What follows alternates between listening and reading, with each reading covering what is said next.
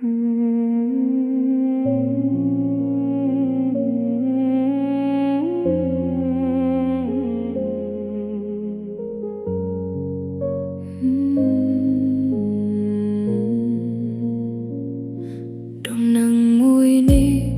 ឲ្យបេះដូងបងស្ទើរឈប់ដើរ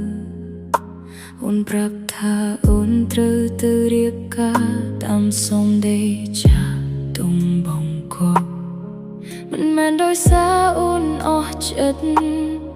មិនមែនដោយសារបងអាក្រក់តែវាសនាដែលកំណត់ឲ្យយើងត្រូវតែបែកគ្នាធ្លាប់សន្យាថាស្រឡាញ់គ្នាដល់ថ្ងៃចាស់ជរាប៉ុន្តែពេលនេះអូនត្រូវទៅក្បែរអ្នកថ្មីបងបានត្រឹមឈរមើលអូនខ្លាចជាកូនក្រមុំទេទឹកភ្នែកហូរស្ងាត់ស្ងាត់ក្នុងថ្ងៃដែលបងបាត់បង់អូនត្រូវតាមម្ដាយទៅរៀបការជាមួយអ្នកដែលអូនមិនបានស្រឡាញ់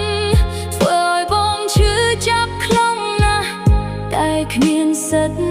នៅក្បែរថ្លៃគ្រប់អនុស្សាវរីយ៍ដែលយើងធ្លាប់សាងជាមួយគ្នាវានៅដិតជាប់ក្នុងចិត្តអូនមិនអាចបំភ្លេចបាន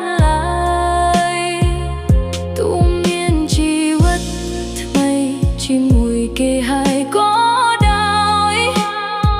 តែក្នុងចិត្តអូននៅតែចងចាំគ្រប់យ៉ាងរហូតអស់មួយជីវិត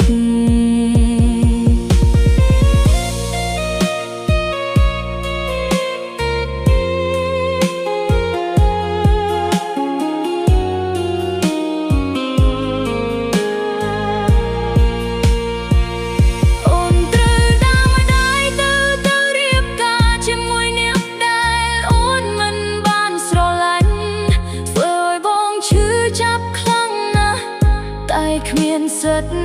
នៅក្បែរថ្លៃគ្រប់អនុស្សាវរីយ៍ដែលយើងធ្លាប់សាងជាមួយគ្នាវានៅដិតជាប់ក្នុងចិត្តអូនមិនអាចបំភ្លេចបានឡើយទោះមានជីវិតថ្មីជាមួយគេហើយក៏ដោយតែក្នុងចិត្តអូននៅតែចងចាំគ្រប់យ៉ាងរហូតអស់មួយជីវិត